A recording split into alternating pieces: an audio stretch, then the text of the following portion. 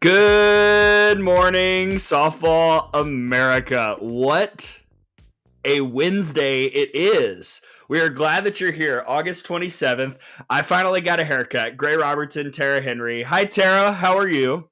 Good morning, Gray. I'm good. I got a haircut too, so both of us we're ready to go. I guess it's the start of fall almost. It feels very fall. Yeah, we got just a peek behind the curtain of my schedule. We got volleyball this weekend. We got college football starting officially. Week 0 was last week. So I've got volleyball and a football post-game show. For those who are golf fans, the Ryder Cup announcement is right now. Just a lot of things happening at the moment. But of course, there's always softball to talk about. And we're going to do a little bit later on my favorite chapter in the rule book as part of the rule book club. And also, Tara, we're going to get to talk a little bit about some of these recruiting rankings and how all that works. Yeah, we've got a lot going on actually to talk about this week. We're going to have Jen McIntyre on the show today. We're going to go over some recruiting rankings and that criteria, which I think a lot of coaches and players and parents have been sending messages in. So we're going to have her on the show, and it'll be good to get a breakdown of our recruiting rankings. I know we're working furiously on a re-rank of the 2026s. We've got some 2028s coming out, and hopefully looking at the 2029s here pretty soon. So a lot happening on the recruiting rankings end. For those of you that are into fantasy football, we are putting on a Women of Fantasy Football League for Softball America. So if you are a member, I know you have questions. I see this. Well, who won last year was my question. Who won? Well, we didn't have a Softball America League. Ah, I see.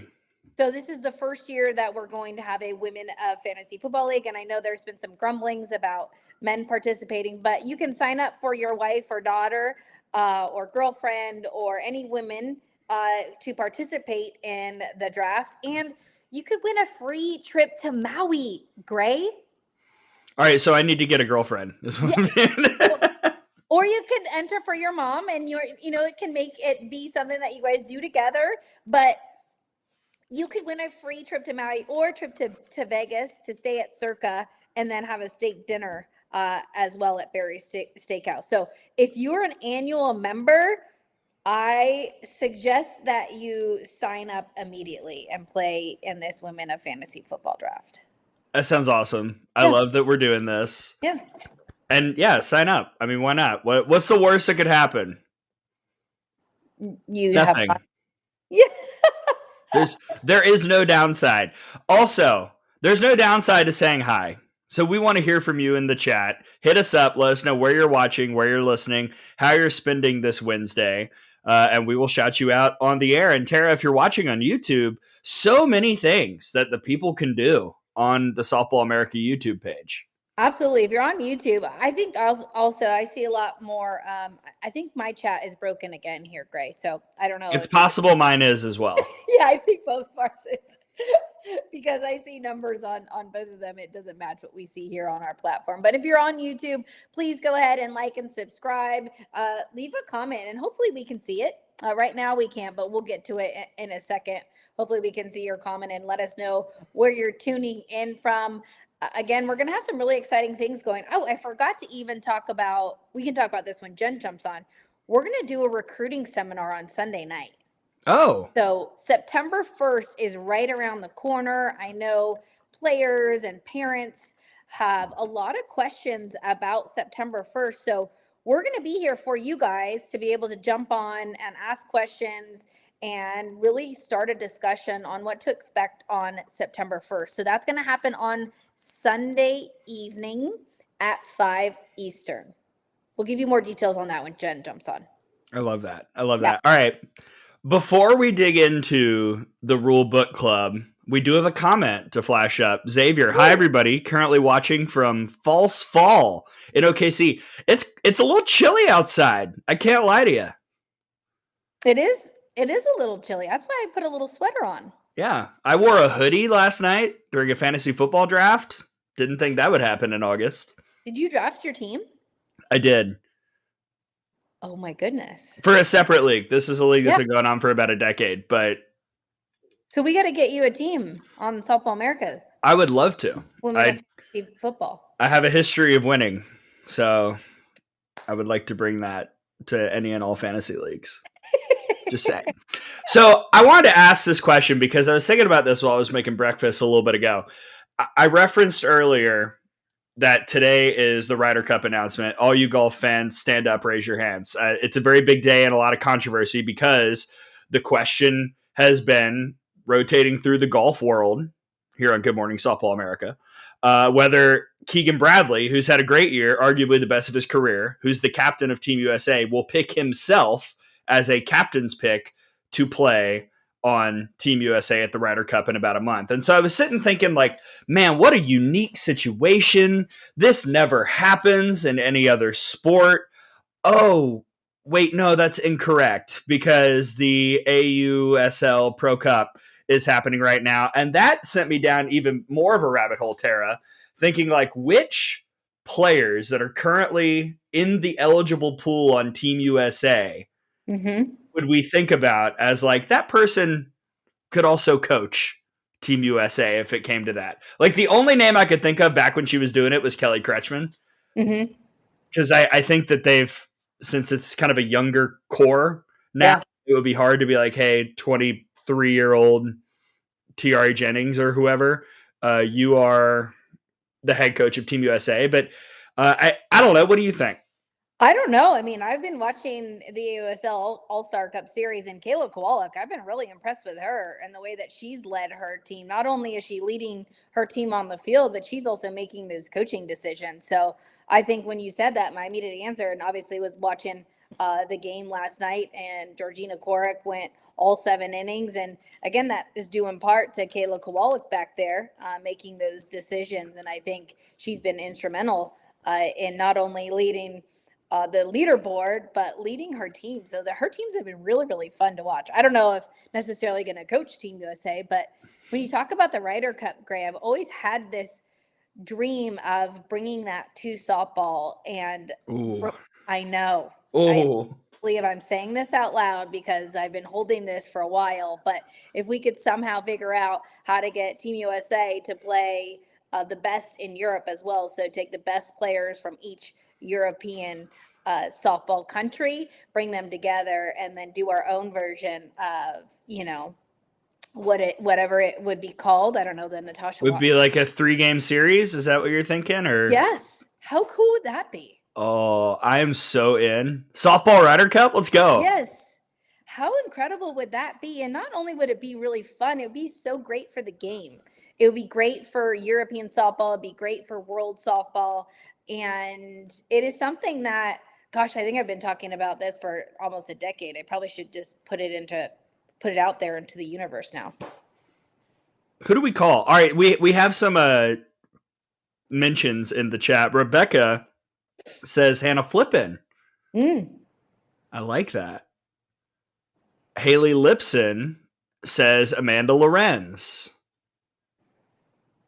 Yeah, it is a younger USA team now that you say that, Gray. Yeah, I think the hard part for Keegan, if he does pick himself, which right now they're doing the press conference, is like when you're on the team, how do you decide what happens to you? And I think from a leadership standpoint, how do you respond if you aren't playing well, but you're still trying to get the team fired up? It's just such a fascinating piece. That's always been the interesting part to me about how AU, AUX, and now the AOSL Pro Cup works is watching pitching changes. How do you not get too antsy as a player in the field watching a pitcher give up hits, give up runs, etc.? It's just it's a very curious item, I would say.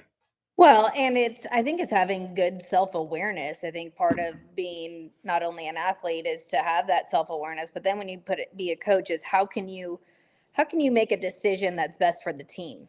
And then maybe even not might be best for you, and knowing your strengths and weaknesses and understanding. There's a lot of, player coaches across the world that do this a lot. We don't see it a lot as much here in the States, but it happens in other club teams and programs throughout the world. So I think it's knowing what your own personal strengths are and how to best fit that into the team.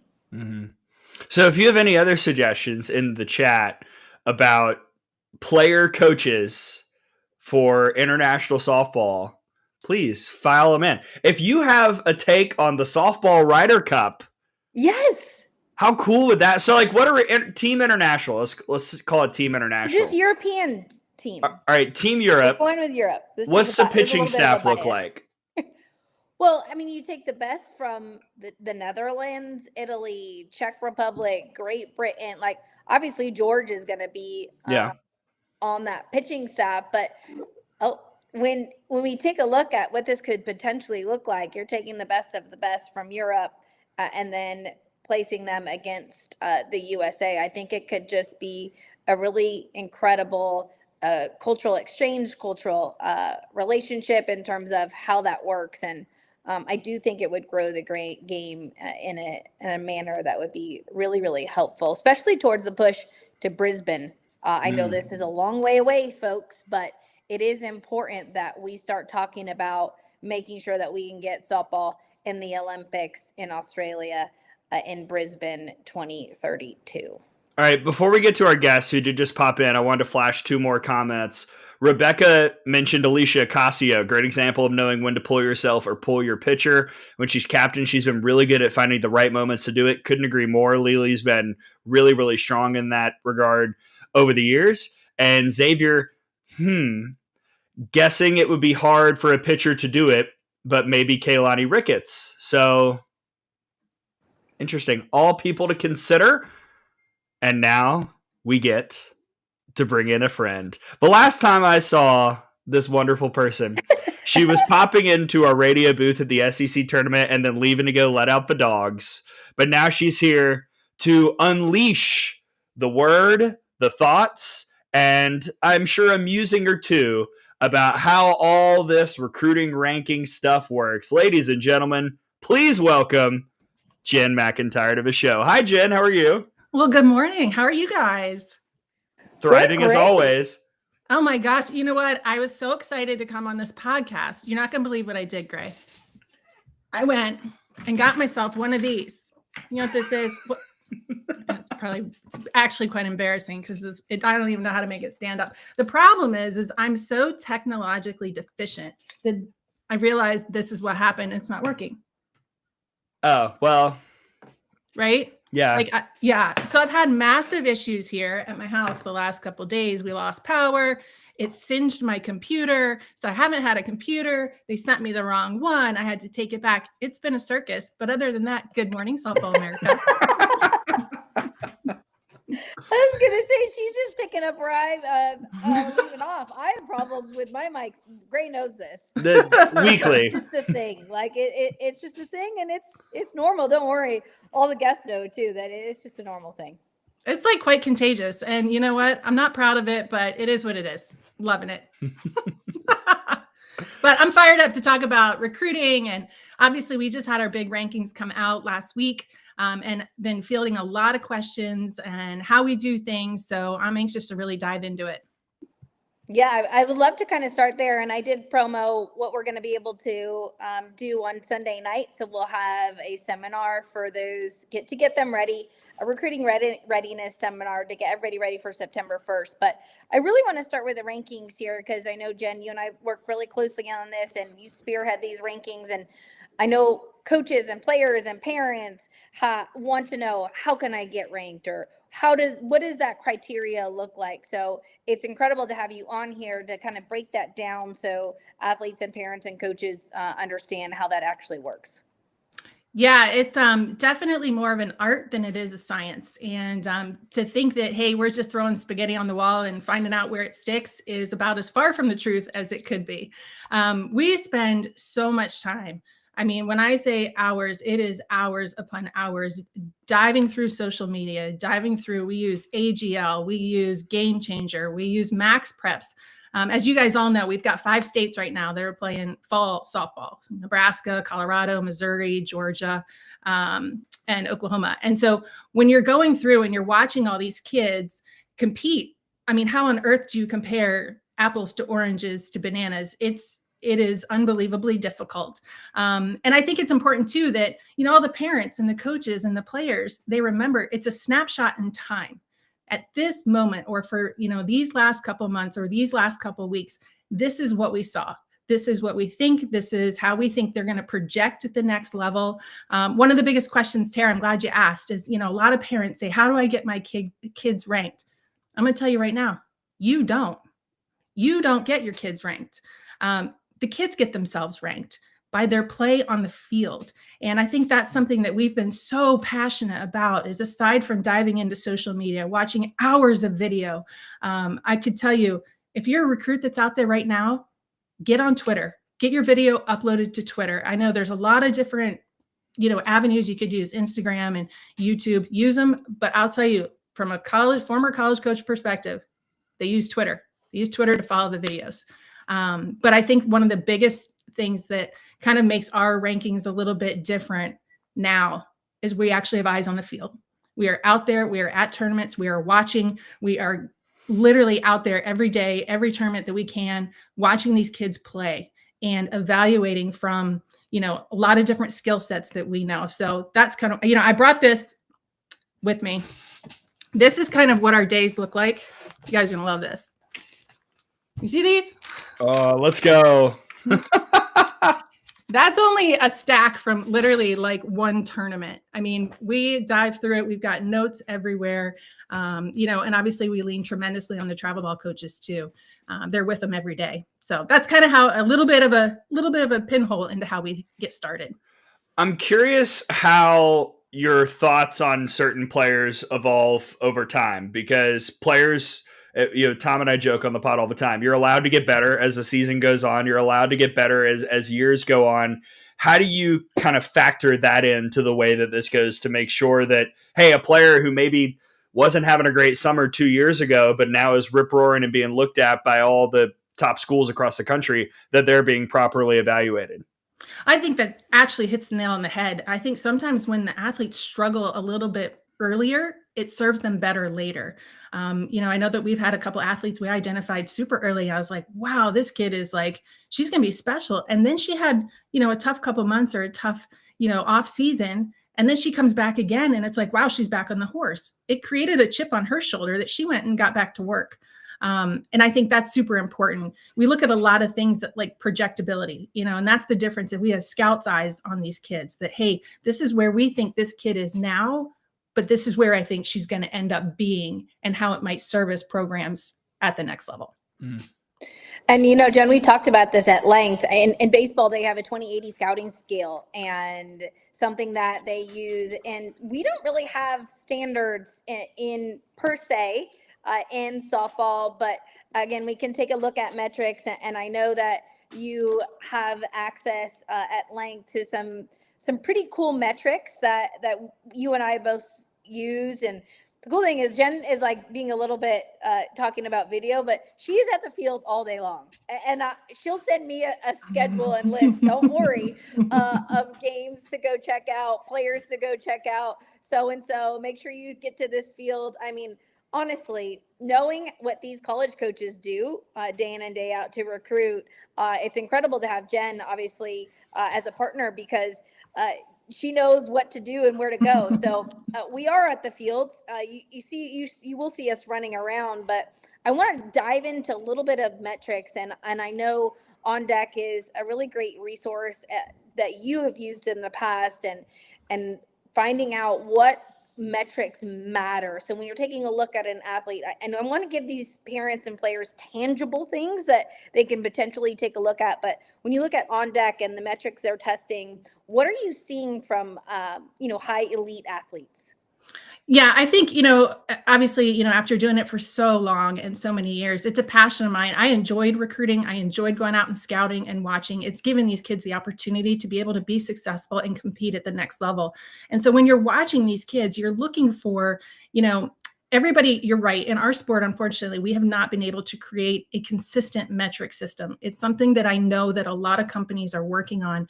On Deck has kind of been the staple in our industry that has been trusted by the college coaches. It's verified. They understand what we're looking for. I think for me, 3 big metrics that we looked for were exit velocity, overhand velocity, really just as, hey, let's kind of see that if we've got, shortstops that are younger and they're throwing with an overhand velo of about 58, 59, probably not going to translate to the next level.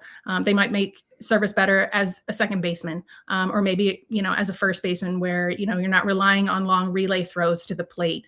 And then obviously home to first times. I always giggle and I laughed when, you're like, oh yeah, my kid runs a 2.5. I'm like, that's faster than Natasha Watley, who I think is just one of the fastest people ever on the face of the earth to grace our sport. So when we look at those things, so those are really the main 3 for position players that we really looked at. And as far as pitchers, I really enjoyed, obviously velocity is one factor. It is not the be all end all, but it is a factor. I used to say to our athletes all the time, I laughed. The kids would come into the dugout and they would be like, oh, she's so slow. Slow does not equal bad. Slow is beating you right now. So, I think it's the effective velocity piece of it, along with, the spin and the vertical break and the horizontal break. Those are really the things that we're looking for. I'm just curious, as we get closer to September 1st and we talk about kind of the recruiting of it all, not just the rankings piece, what would you view as some of the biggest do's and don'ts for players who are looking to get the call, who are looking to get recruited, and maybe not just players, but parents as well, if I may ask? I actually work with a lot of kids getting ready. September 1 is so exciting. They have worked so hard for this. And, you have to remind them that this is literally when the gun goes off. This is just the start line. It's saying now your journey is going to begin. Some of the athletes will get phone calls at midnight. Some will get them on Thursday, and some will get them in October, and some will get them in March. And it does not matter. It would be as crazy as saying, all right, on December the 1st, the entire 2027 class is going to announce their commitment. And that just sounds ridiculous. Everyone's journey is different. So my biggest piece of advice, go into September 1st expecting nothing and be surprised by everything. Oh, you're muted, Tara. I got you. Got me. Thank you. Yeah. I was just going to say, I think that's really great advice. And I know for those of you that are on here, we will be kind of diving really into September 1st, some tips and tricks and all of that kind of stuff with Jen. Again, on Sunday, we'll have a recruiting readiness seminar. We'll get you the link. It's going to be a Zoom link. So we'll send that out to you and make sure that you have access to that. Just, I think it'll be good to get everybody on a call and have a good chat before that September 1st. But last one for me, Jen, when we take a look at this rankings piece, and Gray kind of mentioned it before, if you could kind of give some insight to players, like you said, that maybe not on this top 100 list. I see a comment on YouTube that it's so important for players to remember that it's only 150. We're up to 150 players, but that's that's just a tiny sliver of what, the piece of the whole pie. So again, if we can talk about, yes, there's 150 rankings, but the other athletes and that pathway, what that kind of looks like, you don't need to necessarily be ranked by Softball America, but what does that pathway look like? I am so glad that you brought that up. I love it. We are, I think, the only company that actually ranks 1 to 150 now. And we've got the up to 150. If you took the top 150 kids. And let's say every program that is in the top 30 recruited 5 kids a year. Those kids are going to the top 30 programs in the country. There are tens of thousands of other very talented athletes that are out there that are going to find a fit, that are going to find the right fit. And the ones that, gosh, I could not tell you how many times it happened where they're ones that weren't on a list or they were not ranked, and ended up becoming All-Americans or pro athletes that are uber successful at the next level. So, the biggest thing is stay after it and keep grinding. This list is going to get re-ranked again, and coming back into it, it's like, hey guys, like take a deep breath, relax, and keep grinding, and it's like, hey, let's, when I've answered a lot of phone calls just about how we do things and how we go about it and what does that look like. And I want to remind not only the travel ball coaches, but the parents that are out there that, hey, yeah, you might have some really good kids, but let's not put down the kids that are on the 150 list. They are very talented and they have earned it. And so have a lot of others. And so it's very challenging to do. And, I think that you could look at some of the ones that are in the top part of the list and they could very easily be exchangeable with some in the middle part of the list. That's how close you're splitting hairs when you're looking at these. Yeah, I was going to ask about kind of the line because like I assume that, the difference between 1 and 6 is pretty fine. Heck, the defense are probably the difference from 10 and 40 is probably pretty fine as well in how all this is handled. Absolutely. And I think that, when it comes down to it, you could argue different ways. And I know that we all turned lists in and they were all very different, in little ways. And some of it is, congratulations to Aspen, who is the number 1 recruit on our list currently. She's a multi-tool athlete who we think is going to be able to affect a lineup early in her career at a very high level. And some of that is by nature of position that they play. Again, when you're comparing a shortstop to, a pitcher only, they're very different, and to an outfielder and how they might affect the game. And just by number of touches sometimes is what it comes down to. And that's kind of how we look at the big picture. Yeah, absolutely. I think that's really important. We've talked about this before on the podcast, but the middle of the field profile, when you take a look at what we're scouting and what we're taking a look at, it's normally your pitcher. Obviously, they get the ball every time. Then your catcher, your shortstop, your second baseman, your outfielder. So understanding, and then also what different programs need during that year. So I think people need to really understand. And that's why we encourage you to go to camps at various universities to understand what their needs are for that year, because you could be a legit outfielder or a legit shortstop, and that's not what that program needs right now. So another thing to take a look at when you're in your recruiting process, and you can lean on your travel ball coaches for that because they're the ones that hopefully have good relationships with college coaches. But I think that's also really important for kids to realize that your dream school might not be looking for your certain position right now. And that's okay. And there's a lot of different avenues I think that you can go down, but knowing, what's true to you and what you're looking for is really important. So Jen, I just want to leave it to you to kind of promo what we're going to go over on Sunday night so that hopefully people can join us. Yeah, I'm really looking forward to it. It's the first time that Softball America is going to do this. We're going to have a Zoom at 5:00 on Eastern time on Sunday. And we are basically going to get all you guys ready for September 1. We're going to have an opportunity to answer some questions, kind of go over some really ins and outs, do's and don'ts, things to ask, things not to ask, how to approach it, what to look forward to, and then how to, just really kick off the journey for all these guys. So I'm excited about it. It's something that we've been working on for a little while. So let's get after it on Sunday. Oh, that's incredible. I hope all of you out there jump on in that'll be fascinating. And Jim, we always love getting to catch up with you. You're absolutely delightful. And we hope you'll, get the mic working and be able to come to this soon. It's not looking good. It's not looking good. We'll workshop it next time we're in Athens. I'll come help you out. There we go. Great to see you guys. Thanks, Jen. Bye-bye. Oh, love her. She's awesome. Jen McIntyre, everybody. What a resource. I mean, man, she knows the ins and outs. She knows what's going on, how all that works. And Sunday night, highly recommend. Highly recommend. If you're waiting for that call, jump in on that Zoom and get a lot of the information that you need to know, because there are a lot of things that kids nowadays need to know about how this process works and how patient they should be and all that kind of stuff. It's also changing too, Gray. And I know you and I have spoken about the roster sizes, the roster limits. Some universities or programs are going up to 25.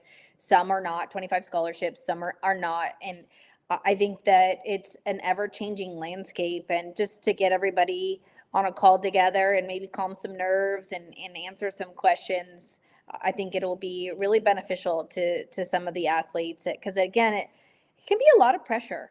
And this process should be fun, and it should be something that you enjoy. And obviously figuring out where you're going to play at the next level is really important, but hopefully athletes can start to enjoy the process a little bit more, because I know it's been a little hectic for some. But yeah, join us on Sunday night. Excited about hectic in college softball. What?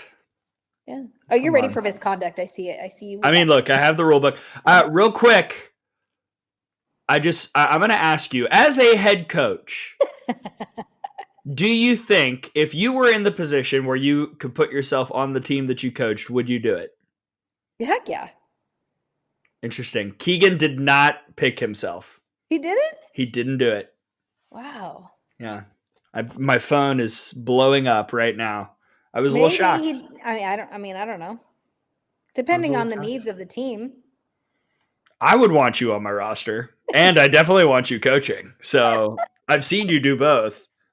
Yeah, I don't know. We'll have to break that down on our next podcast next week. I'm ready for misconduct. Look. Well, I was going to tee it up because I was asking about you being a head coach, and then I was going to ask, have you been tossed yet, Tara? No, you've already asked me this. No, I've only gotten a warning. Only gotten a warning. Well, now let's see what gets you a warning. Ladies and gentlemen, it's time for the Rule Book Club, episode 5. Please pull out your pamphlets, your PDF documents, and your rule books that will be out of date as soon as the new one is available for sale. Yeah, I know. I was just thinking about that. Rule 13, pages 134. I lied on the episode description. 134 to 140. 134 to 140. Yeah, but if you're printing it out on PDF, it's different pages too. So it's okay. But 134 on there. Rule 13, of course. Okay. So where would you like to start? You want to start with warnings, ejections? Well, I think you just read the first part to just let's describe misconduct. All right. Well, let's the opening stanza of the rule is as follows. The highest standards of good sportsmanship and conduct are expected of players, coaches, and others associated with the game. Boy, that is broad. Others associated with the game. Other duties as assigned. Coaches are expected to be leaders by complying with the principles and ethics described in the codes of conduct. All right. So, warnings. It's the first one. Inappropriate conduct by participants may result in either informal or formal warnings at the discretion of an umpire. Umpires are not required to warn participants for inappropriate behavior before assessing a penalty, except as noted specifically in the rules. Not required to warn, but I would still recommend doing that. Yeah.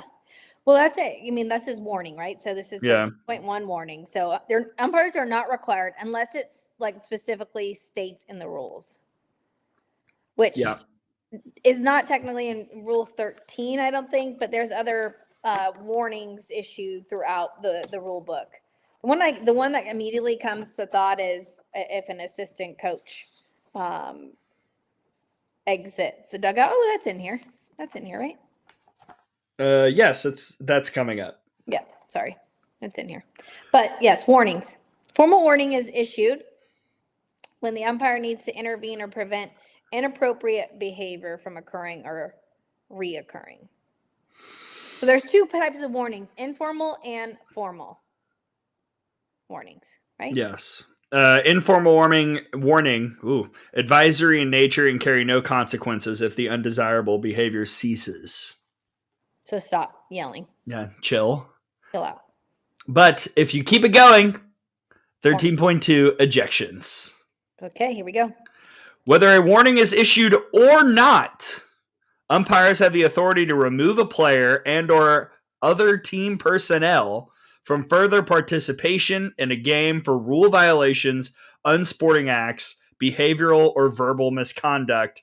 The onside administrator shall make themselves available to assist the umpire crew as the violator exits the field.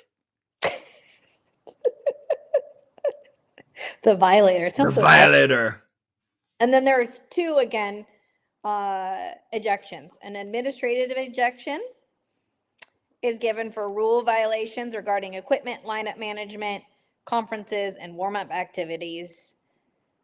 So administrative. So just, you did something that you weren't supposed to do in the rule book. Or behavioral, which we see more of in general. Yes. Behavioral ejections is given for rule violations regarding relating to play, including all violations of Rule 13 and actions of batters, runners, pitchers, and fielders. Which has different results for different people. An ejected player may remain in the dugout, but cannot remain on the field or communicate with opponents or umpires. So just sit in the corner. Ejected non-playing personnel, I love the way this is written, is awesome, must leave the playing field, dugout, and other team areas and be out of sight and sound until the umpire's jurisdiction ends. Out of sight and sound means unable to view the remainder of the contest, and umpires cannot hear any additional comments. I love that. Out of sight and sound. Sight and sound. Sight and sound. You can't review the remainder of the contest. Umpires cannot hear additional comments. It's pretty, I have that underlined, sight and sound. I love that you love that line as well. So then we'll go to, if a head coach is ejected, which we see, an umpire shall ask the departing coach to identify the acting head coach. So they have to let them know who the acting head coach is. And most teams have that already set well before that happens. If the head coach declines to do so or no institutional representative is available, the umpire shall initiate forfeit proceedings. So we had a situation actually kind of not similar to this, but it was one where we were like, who's the head coach? As you recall, Iowa had a lot going on this year. And I think it was the week after all this had gone down and they basically had two staff members. It was... Yes. And then Carl got thrown out. It was Carl and he was the acting head coach. And then I think the director of ops or assistant director of ops, they were the only two quote unquote coaches that were there. In Tuscaloosa against Alabama, Carl got tossed. And so this young lady whose name escapes me, it's on the board somewhere, was the head coach for the rest of the game. And we were like looking, because she wasn't in the media guide, we were like scouring through the website to find this person. And mad props to her because she got to challenge a play and got it right. But that was a scenario where thank goodness they'd had that discussion. Otherwise, who knows what kind of chaos would have unfolded. And also that they had another person in the dugout because, again, that was when all that staff stuff was going on.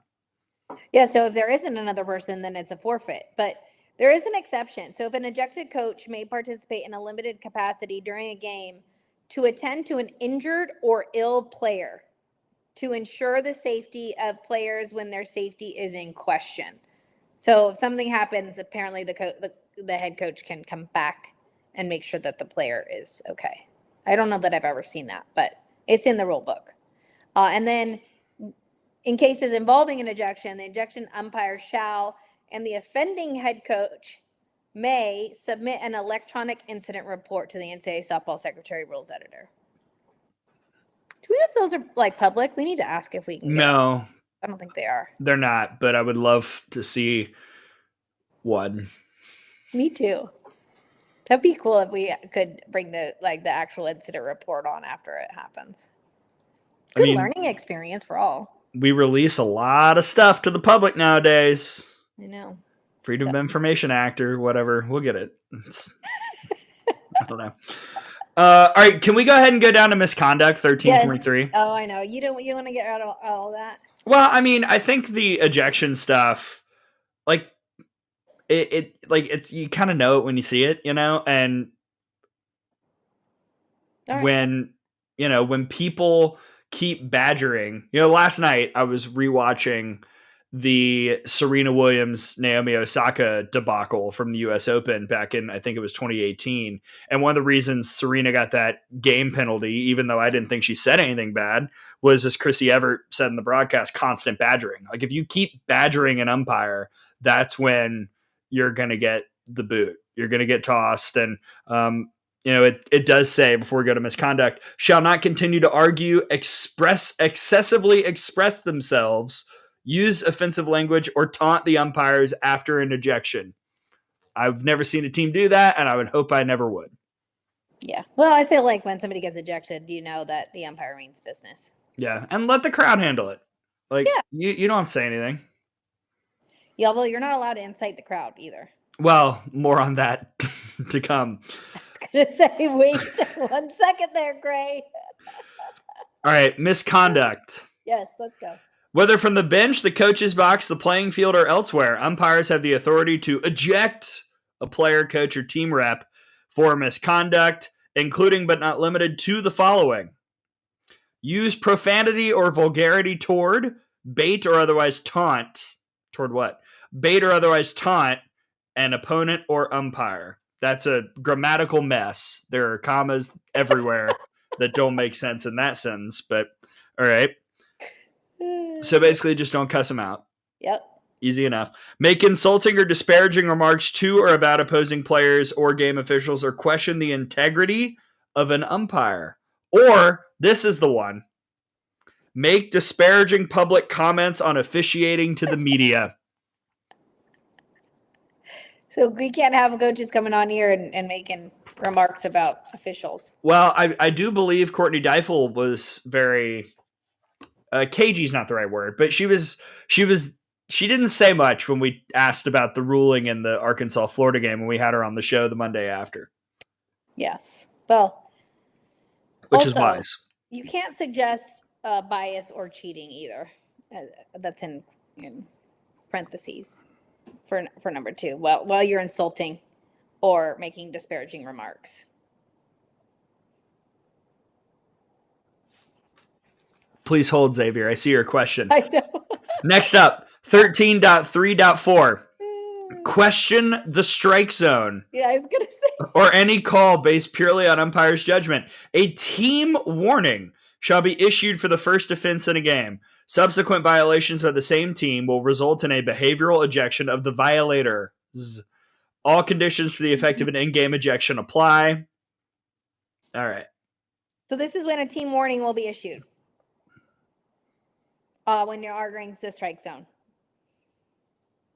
So this is where I like when umpires have a little leeway. Because it says the warning should come for the first offense in a game. Every team would have a warning by the second inning. Oh, a second pitch. Yes. Pitch. Yeah. So in the rule book, a team can issue their first offense in the game. Yeah. And you get ejected after that. So can't really argue balls and strikes according to the rule book. Let us do it in the media. Yeah. This is good. Mark, what if you compliment? Hey, you have a great eye for calling balls. Awesome. Kill them with kindness. Yeah. I mean, that's not in the rule book. Everything else is. Yeah, indeed. Including assistant coaches may not leave their position in the dugout or bullpen area to appeal, question, or argue on the field. This is not upheld at all. I mean, it is upheld in the World Series. It is sort of, but not really. I mean, I don't know. I've seen a lot of assistant coaches take that first step out of the dugout and say things and it'd be fine. When it's constant, that's when I think, we saw with Coach Snyder in the World Series, I think that's when the ejection comes into play. But for the most part, I feel like umpires have been kind of hey, don't make me eject you. Yeah. That's kind of been the vibe if someone's immediately stepped out. Yeah, but assistant coach may not leave their position in the dugout. Just so it's like it's in the rule book. So assistant coach should not leave the dugout. Yes, I agree. Yeah. And a lot of workarounds. A lot of workarounds. Sometimes in a timeout, that's when get a couple shots in. Yeah. But a couple of remarks as you're walking by, going out to talk to the pitcher. Yeah. Just do what you gotta do. Yeah. Do what you gotta do. All right. So obviously, don't beat up an umpire and or threaten them verbally. That'll get you ejected. Yes. Make a verbal threat or a physical harm to an opponent or umpire, you're out, obviously. So one of the reviews that we've seen a couple years now is like malicious intent. I'm going to read 13.4, which is physical contact with an umpire or opponent. Umpire, yeah. Let's think about this specifically when making contact with an opponent. Any threat of physical intimidation or harm, including spitting at, pushing, shoving, kicking, or striking with the head, fist, hands, arms, legs, knees, or equipment in a confrontational manner shall not be tolerated and is grounds for a behavioral ejection combined with suspension. Whether contact is made with another individual is irrelevant. When during a confrontation, an individual uses unsporting acts or comments that, in the opinion of the umpire, provoke the other individual to retaliate by fighting, using physical intimidation, both individuals shall be penalized equally. Well, something must have happened, Gray. Well, a lot of things had to happen.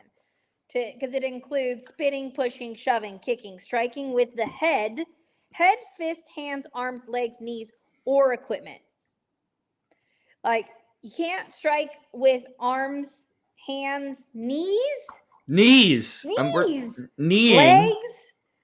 or equipment. So I'm guessing equipment is used at some point. In a confrontational manner, whether contact is made with whether contact is made doesn't matter. So I wonder if you could do like an elbow. You didn't even see it, Gray. You missed it. You looked down. You didn't even see my elbow so quick. If I reared back, gone. Like, you can do that in the air, and you know what I mean? Like, you can't make any move. I don't know why anybody would do it, but what I'm saying is something must have happened for all these to be included in this section. God. Right? How about this one? 13.5. Leaving a team area or coach's box in order to join a brawl or potential fight will not be tolerated. Correct. Don't brawl.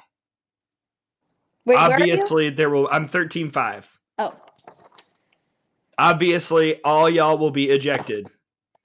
But you missed a whole one before on 13.4. A coach or player involved in a fight who is defending themselves and not contributing to the fight shall not be ejected or suspended. If a coach or player makes physical contact with an opponent in an obvious attempt to prevent a fight or confrontation, they shall not be ejected or suspended. So if you're breaking up a fight, then you've got to take a look. I don't know if you review it. I mean, I don't know the last time we had a major brawl in softball, but this would be if it just went absolutely haywire. But if you're trying to break up a fight, you're good. So you I'm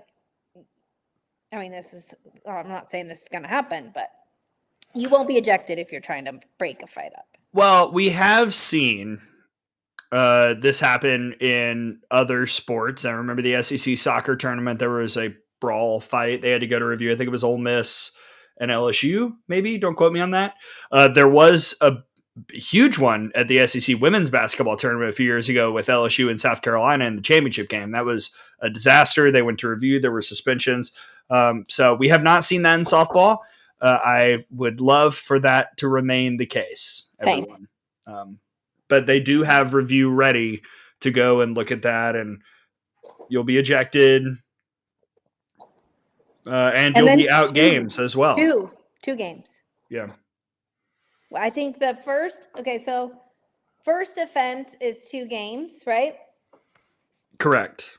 We're not. Second offense. No, we are. Second offense is a 4-game suspension. Third And third is out for the rest of the year. Even postseason. Yeah. So 3 offenses, you're out. I mean, if you have 1 offense, 2-game suspension is huge. And then I guess you can appeal the suspension as well. But that's we're not going to go over that today, but there is a possibility. But you can't leave the team area to join a brawl. That's the title. Leaving team area to join a brawl is 13.5.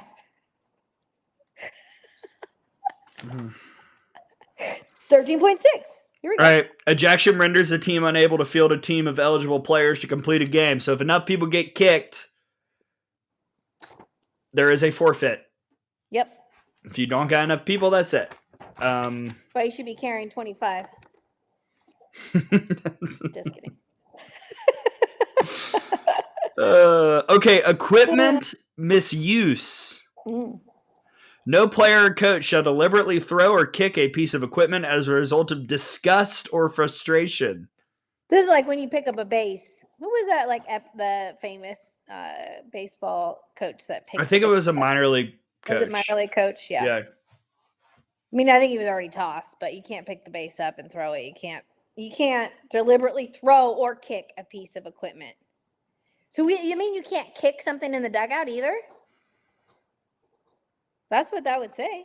Well, so I'm reading this. I'm like, define equipment, right? Is it like, are we talking about a Gatorade thing? Or are we talking about like a bat and a mitt and a helmet and a ball and all that Warning stuff? first, right? Warning first, unless the umpire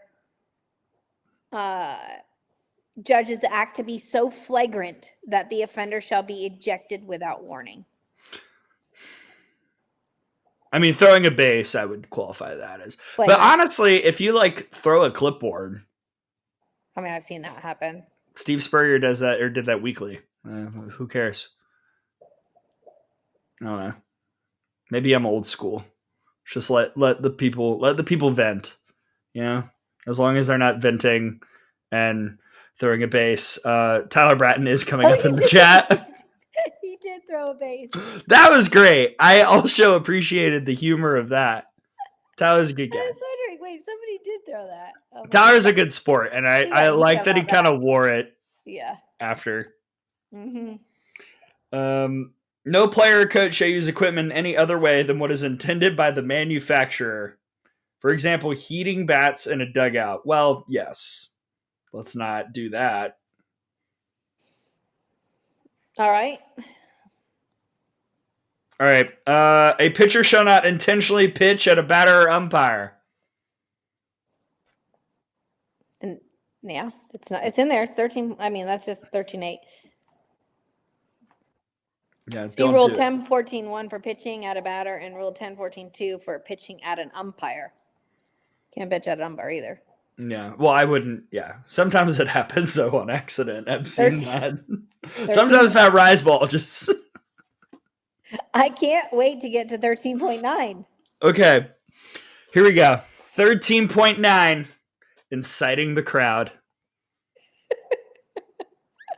No coach, player, or team shall at any time, whether from the bench, the coacher's box, the playing field, or elsewhere, incite or attempt to incite by word or sign a demonstration by spectators. Examples: reenacting the play, charging the umpire in a hostile and aggressive manner, jumping around or waving arms in disgust.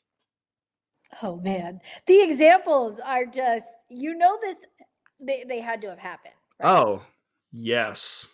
So that's why the examples, you can't incite the crowd. That's what I said earlier when I was like, well, wait a second, Gray, as you're leaving, you're technically not allowed to incite the crowd. And then they're going to call the administrator. The offender shall be ejected with or without a warning. All conditions for the effect of the in-game ejection apply. So behavioral, remember, we have 2 injections, behavioral, administrative injection. Umpire should request assistance of on-site administrator dealing with the provoked spectators. It's funny. Yeah. That's what it is. 13.9. I don't know. I was like, I have this circled. I was like, I can't wait till we get to 13.9. Inciting the crowd. All right, so my burner wants me to get ejected. I don't know how I would. I'm in a closed room during these games.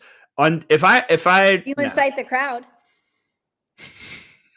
with your call on the radio. One time in the FGCL, because the press boxes where we were, they're kind of basically like a wind tunnel. So if you're on the field, you could hear everything I was saying or Tom was saying, like clearly, like we were standing next to each other. And one time I was pretty critical of a couple calls and a strike zone, and the umpire turned and looked at me, and I could see him down there, and I was like, I swear, if this man tosses me right now, every parent is going to be so upset, because the stream would end and I would say, well, I got tossed, so goodbye. And that'd be how that would go. I'm not going to incite the crowd. Do you have anything timeout when ball is in play? Like, don't, Can't call timeout. Duh. All right. 13-11. This is interesting. The use of tobacco products by student athletes, managers, coaches, and medical personnel is prohibited while on site for practice and competition. For the purpose of this rule, all team areas and the press box or official scorers area are considered to be on site. Violators shall be ejected.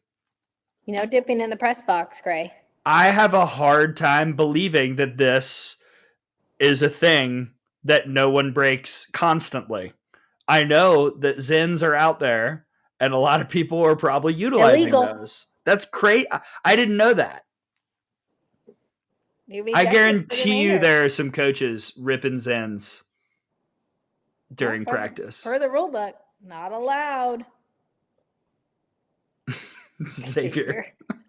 Would inciting the crowd against themselves also count? Inciting the crowd. I don't know. Yeah, I'd guess. All right, so no tobacco. No tobacco. None of that. Nobody. Even the umpires, the scorers, any game personnel, anybody in that stadium, personnel-wise, game personnel. Yes, even Zens, even the newfangled stuff. We're not just a cigarette and dip society anymore. There are ways to go about it. All of it's illegal. All of it'll get you ejected. So don't do it. I knew misconduct was going to be my favorite. Inciting the crowd, tobacco. All right, 13-12. Another interesting one. Yeah, refusal to continue to play as noted in Rule 621, 6.20.1 will not be tolerated.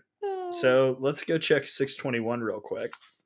Yeah, the effect, the coach shall be ejected and then suspended from the institution's next two previously scheduled games and play contests in the traditional season. Oh, well, there are 10 examples. So, go read 6.20.1 on your own time. But, yes. Refusal to play. All right, let's see. You don't want to read them? The whole thing? Just an overview, maybe? 620.1? Yeah. They're long. All right, let's go to it. The refusal to play, or the refusal to continue to play, as noted. So, if a team is on site but refuses to begin a game for which it is scheduled or assigned within 5 minutes after the umpire has called play ball, that's one. If after the game has begun, one side refuses to continue to play. This is also petty. Don't do that. If after play has been suspended by the umpire, one side fails to resume play within 2 minutes. So if you're running late, you're goosing too much in the clubhouse, you have 2 minutes. Hurry.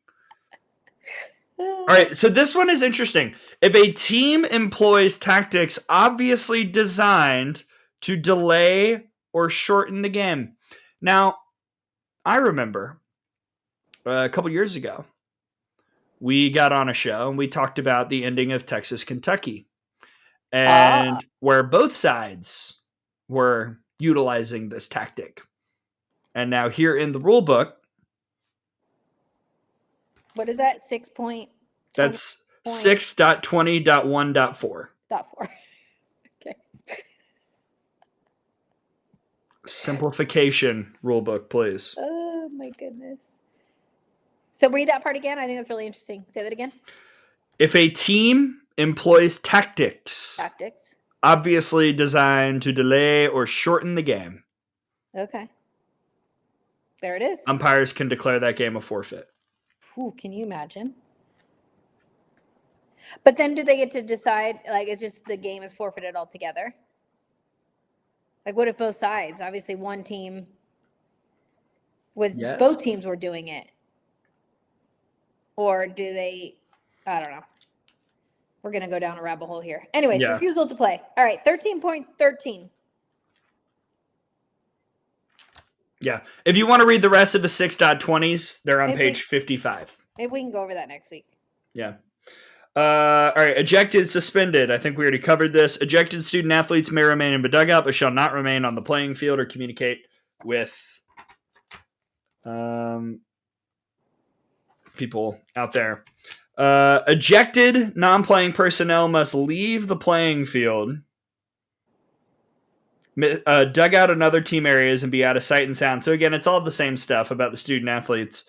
If you violate the conditions of the ejection and suspension, the game will be forfeited. So if you show back up, you have cost your team the game. You might already have by getting ejected. Oh. And finally, a post-game review of a suspension is permitted and must be filed electronically within 48 hours. I found a grammatical error. Best submitted, believe that should be submitted by the conference office or conference coordinator of umpires and it's include right videos on. of the ejection. Really? Yeah, it's right on mine. Oh, it's wrong on the book. Look at this. Best submitted. I have B. They must have updated it. So can be filed 48 hours after the completion of the game through post-game suspension review. Ooh, we should go over page 7 next week.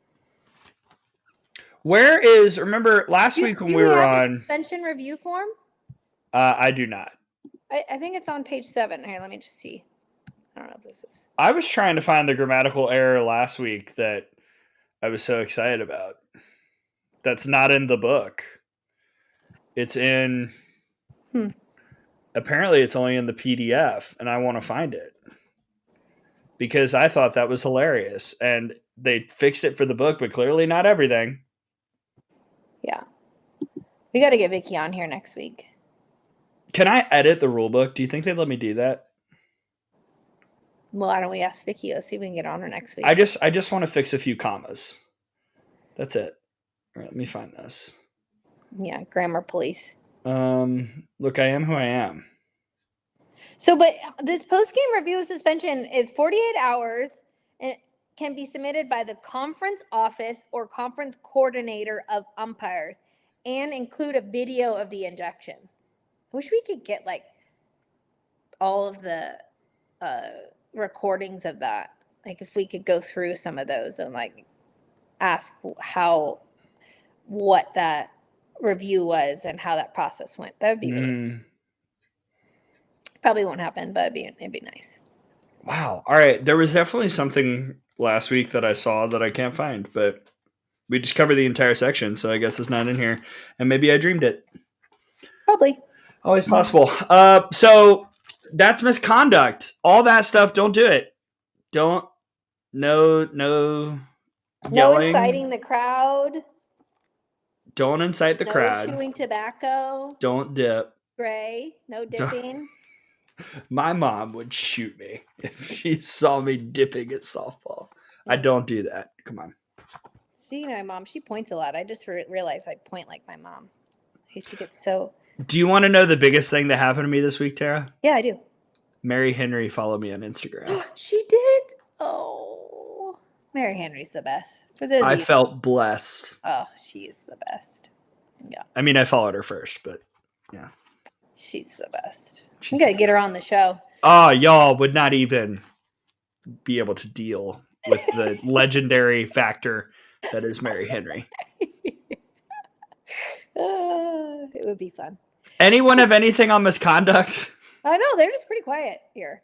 A lot of. I mean, look, it's a silly section, but yeah, it's fun. Yeah, I agree.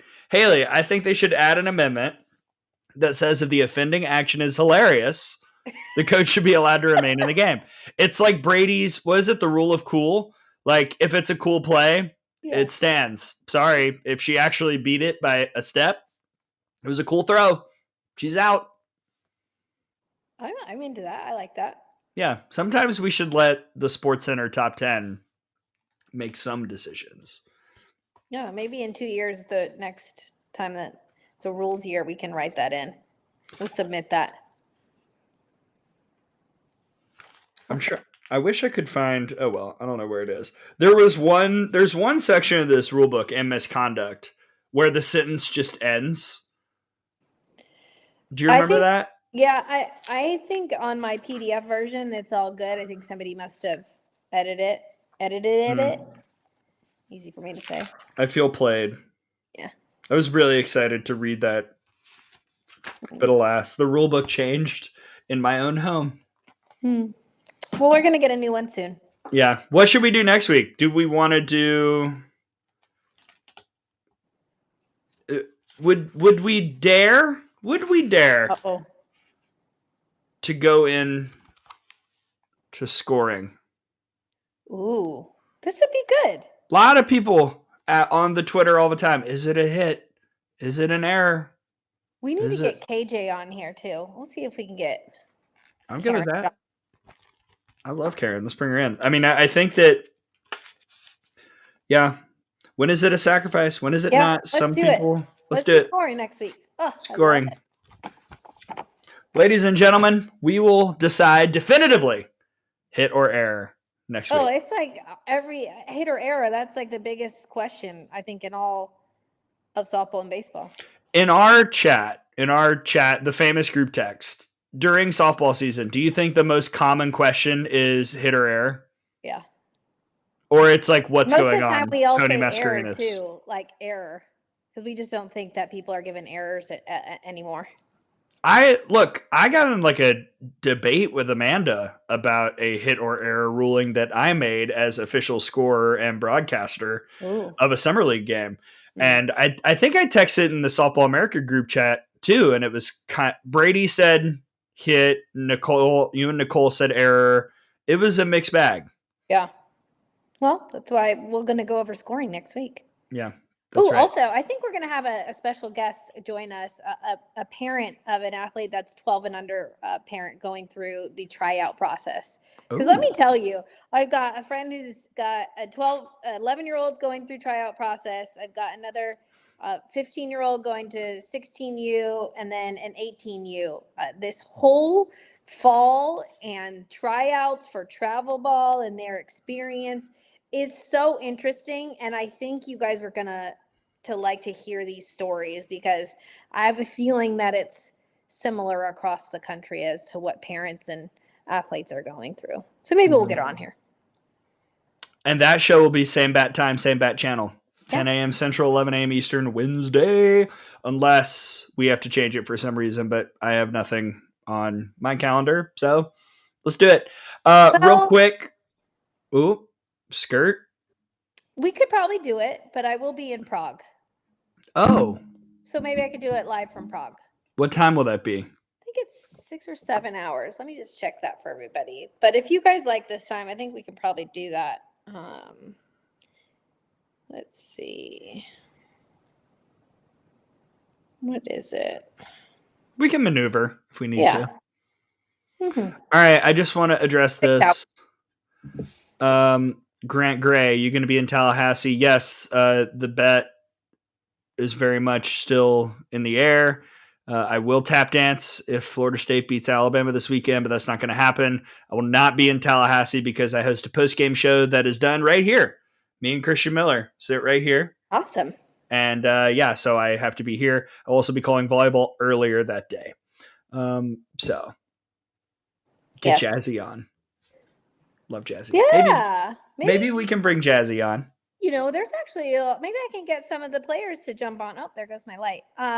Maybe get Jazzy, Janai, Georgina. I don't know if George will be there yet, but Peyton, Monticelli. Maybe we can get a few of them on the podcast next week. We'll have them do it. I don't hate this idea. Live from Prague. How cool would that be? Live from Prague. Maybe from the city center. We're supposed to go to the city center that day. Wait, so what do I have to go somewhere? Do I go to the roof? Is that I can't just be sitting in this office while y'all are in the city center of Prague?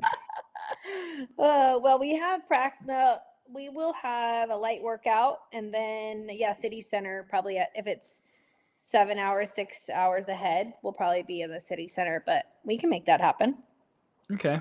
And what event? Tell the people what this is. Why are you in Prague? Oh, it's the European Championship. So it's the Women's European Championships that will start a week from Sunday. First game for Great Britain is against France a week from Sunday, and you'll be able to watch those games. They're streaming. I can put up a link on X for you all. But yeah, exciting stuff. It'll be the European Championships. Got loads of athletes that a lot of you are familiar with, and even Tia Warsop from Oklahoma State that you guys know as well. Yeah, love that.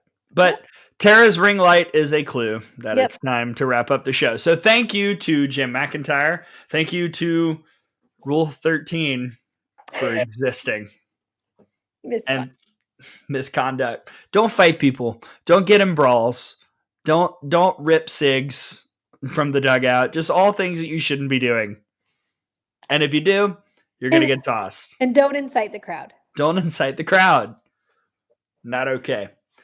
Thank you to the chat. Thanks everybody for hopping in. Tara, you're wonderful. And next time I see you, you will be off jet setting around the world. Yeah. Well, same time. Not the same place for me, but same time. True. For Tara Henry, I'm Gray Robertson. Thanks for waking up with us and joining us on Good Morning Softball America. We will see you next week for scoring.